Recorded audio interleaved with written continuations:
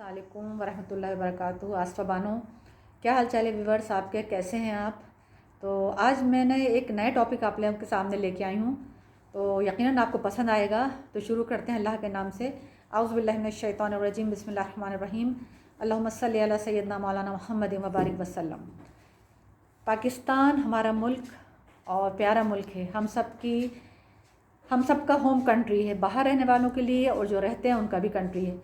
जितने लोग बाहर रहते हैं, जब वो अपने मुल्क जाते हैं तो उनको एक अपनी अनजानी से खुशी होती है। ज़ाहिर है उनका सब कुछ, उनके रिश्तेदार, उनका घर बार, सारी चीज़ें आपको अंदाज़ा होगा जो बाहर रहने वालों को सब कुछ वहाँ होता है।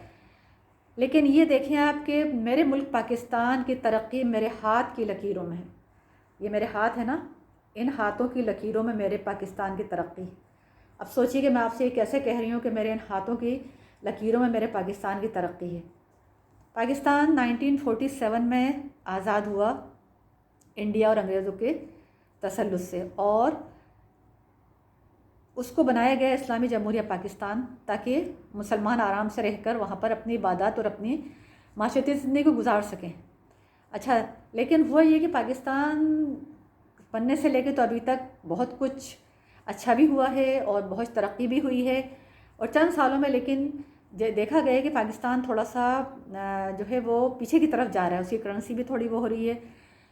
मैं 1.5 साल बाद जब गई हूँ पाकिस्तान, तो कराची शहर, तो मुझे देख के बड़ा अफसोस हुआ कि वहाँ पर बहुत ज़्यादा गंदगी थी, बहुत पोल्यूशन था, जगह जगह कचरों के ढेर लगे हुए थे और सफाई का कोई इंतज़ाम नहीं था। मुझे बड़ा अफसोस हुआ। मैंने सोचा एक वीडियो बनाई जाए। देखिए, हर काम करना सिर्फ पाकिस्तान की गवर्नमेंट का काम नहीं है, कुछ हमें अपने आप से भी कुछ करना चाहिए। आवाम का क्या काम है भाई? मैं अपने घर में रहती हूँ, तो मेरा घर मेरे बाहर वाले आके साफ़ थोड़ी करेंगे, मैं ख़ुद करूँगी ना अपना घर साफ़, और घर के सारे अफराद मिलकर साफ़ करेंगे तो ही हमारा मुल्क और हमारा घर साफ़ होगा ना। तो अब हम ये सोचें कि मैं जहन में ये सोच रही थी कि ये क्या लोग बिल्कुल इतने सुस्त हैं कि मैं मार्केट जाती थी, 12 बजे मार्केट खुलती थी, और वो लोग बिल्कुल सुस्ती के साथ स्लो डस्ट मतलब सफाई कर रहे होते थे, जबकि मुझे कोई एक्टिव नज़र नहीं आया वहाँ पे।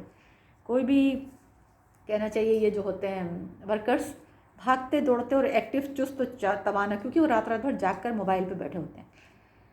तो ये एक अच्छी चीज़ नहीं है।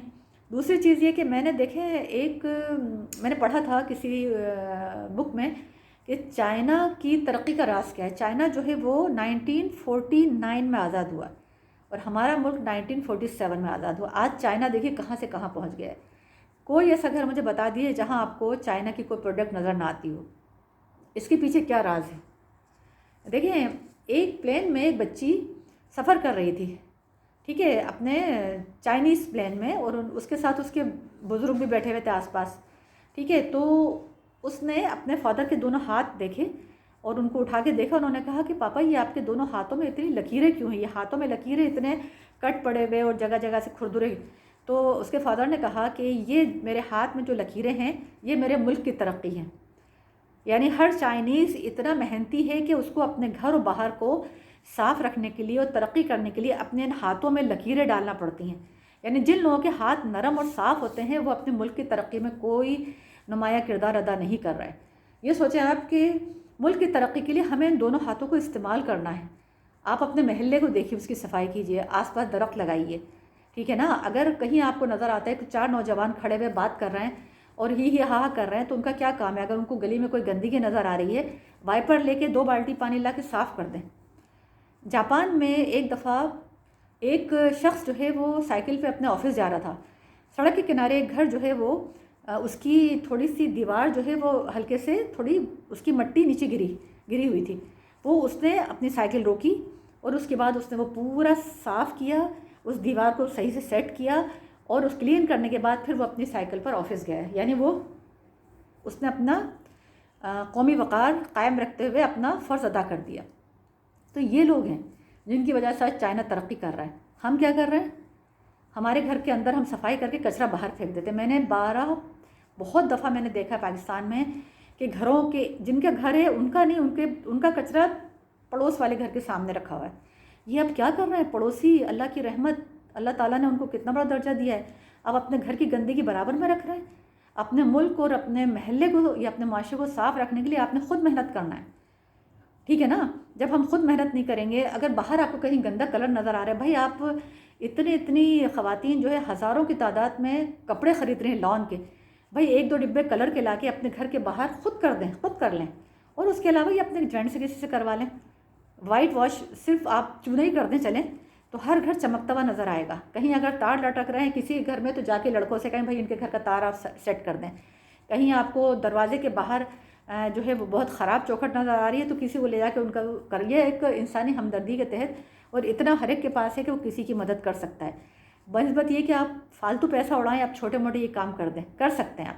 اس سے ہمارا ملک اور ہمارا معاشرہ، ہمارا گھر، ہر چیز ترقی کرے گی. اور ہمارا ملک بھی ایک ایسی جگہ آ جائے گا جہاں چائنا ہے. چائنا کی ترقی کے راز میں آپ کو بتاتی ہوں کہ چائنا 1949 میں آزاد ہوا. اس وقت عالمی معیشت پر چھا گیا ہے. ہر گھر میں چائنیز چیزیں ہیں. کوئی ایسا گھرانہ نہیں ہوگا جہاں چائنائی کوئی چیز نہ ہو. چین کی کامیابی کے اصول. ماؤ تنگ نے چین میں رہنے والوں کو جو ہے وہ ان کو چین کا بانی کہا جاتا ہے. ماؤ تنگ جو ہے، ماؤ تنگ جو ان کے وہ ہیں بانی، ان کو کہا جاتا ہے جنہوں نے اس کو چین کو ترقی کرنے کے لیے بہت نمایاں کردار ادا کیا. اچھا، انہوں نے اس زمانے میں، اس وقت کی بات ہو رہی ہے کہ یہ قوم جو ہے افیم نشے کی لت میں تھی. ماؤ تنگ نے اس لت کو ان سے چھڑوایا. ان کی اتنی اچھی کردار کشی کی کہ ان سے اس لت کو چھڑوا دیا. حالانکہ یہ آسان کام نہیں ہے. اچھا، اس کے علاوہ دوسری چیز یہ کہ ماؤ تنگ نے لانگ مارچ کے دوران ہدایت کی تھی کہ وہ اپنے ساتھ وہ لوگ، یعنی ان کے جو بھی لوگ لانگ مارچ کرتے تھے، وہ اپنے ساتھ چنے اور گرم پانی رکھیں. چنے وہ طاقت کے لیے اور گرم پانی پیٹ کی صحت کے لیے. آج بھی چائنا میں آپ جائیں، وہاں آپ کو کہیں کو ٹھنڈا پانی نہیں ملے گا، آپ کو پیالوں میں سوپ یا گرم پانی ملتا ہے. تیسری چیز، چین میں انگلش نہیں بولتے، وہ کوئی دوسری زبان کو پریفر نہیں کرتے، وہ اپنی ہی زبان بولتے ہیں. ان کو فخر ہے اپنی زبان پہ. اس کے علاوہ چین میں امیر و غریب سب برابر کھانا کھاتے ہیں. آپ ہمارے ملک میں دیکھیے پیزا، برگر، ہاٹ ڈاگ اور بڑے بڑے ہوٹلوں میں لائن لگی، اور ایک طرف آپ دیکھیں زمین پہ غریب بھی بیٹھے ہوئے. کوئی معیار زندگی برابر نہیں ہے، بلکہ بہت اپ اور ڈاؤن ہے.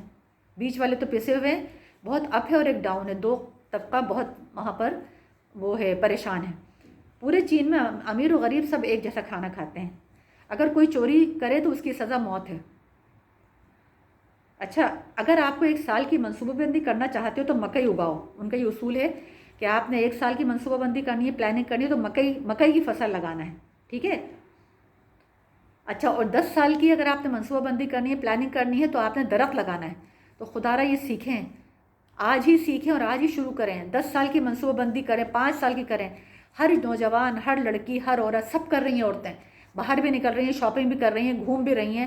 یہ نہیں کہ ہاں عورتیں کچھ نہیں کریں. آپ اپنے گھر کے اندر، گھر کے باہر ایک کیاری بنائیں اور ایک درخت لگائیں. دیکھیں آپ اپنے آس پاس درخت لگائیں گی، 4 گھر کی عورتیں 4 محلے میں، تو دیکھیں 8 گھروں میں درخت لگ جائیں گے، اور وہ محلہ کتنا ہرا بھرا. پھر دوسرے دیکھ کے اس کو بھی وہ کریں گے. اور گھر چاہے چھوٹا ہو یا بڑا ہو، بنگلہ ہو یا ایک فلیٹ ہو، آپ اس میں کر سکتے ہیں. اگر آپ کا فلیٹ ہے، آپ اپنی گیلری میں پوری گیلری کو گملوں سے اور اس کا جو گرل ہے اس کو بہترین پودوں سے سجا دیں، تاکہ آپ کے گھر میں اچھی وینٹیلیشن ہو. یہ آپ کر سکتے ہیں آسانی کے ساتھ. ٹھیک ہے. اچھا، چین میں رہنے والے سارے نوجوان نسل جو ہے اپنے ہی ملک میں تعلیم حاصل کرنا چاہتے ہیں، کیونکہ ان کو ملک میں تعلیم حاصل کرنا سستا پڑتا ہے، اور وہ اپنے ملک میں رہ کے اپنی صلاحیتیں بروئے کار لانا چاہتے ہیں. کتنی بڑی بات ہے دیکھیں. اسی لیے چین جو ہے دنیا سے 200 سال آگے ہے. سوچیں ذرا، چین دنیا سے 200 سال آگے ہے. اب آپ سوچیں کہ یہ ترقی کے لیے اگر ہم ان میں سے چند اصول اپنا لیں تو ہمارے لیے کیا ہے. اچھا، دوسری مثال ہم جاپان کی لیتے ہیں. جاپان ایک ترقی یافتہ ملک ہے اس وقت. اس کی تو مثال آپ ہے، لیکن ہم اس کے کچھ چیزیں ہم اس کے لیے بھی ہم وہ کر سکتے ہیں. اگر ہم اپنا سکتے ہیں تو ہمیں چاہیے کہ ہم اس کو کرنے کی کوشش کریں. بھائی ہمیں اپنے ملک کی ترقی کے لیے صرف ہمیں جو ہے وہ صرف یہ نہیں سوچنا چاہیے کہ حکومت سب کچھ کرے. ہمیں بھی کچھ کرنا چاہیے. ہمارے ہر شہری کی ایک اپنی الگ ڈیوٹیز ہے. اگر ہم کریں گے تو ہمارا ملک اور ہمارا شہر اور ہمارا گھرانہ اور ہمارا محلہ اور سب کچھ صاف ستھرا ہوگا، اور ہم پھر تعریف کے قابل ہوں گے. چھوٹی چھوٹی چیزوں سے شروع کریں. ضرور نہیں کہ آج بہت بڑا کام کر لیں. آپ جتنی چھوٹی چیز شروع کریں گے، آگے جا کے وہ ایک بڑا منصوبہ بن جائے گی. ٹھیک ہے نا.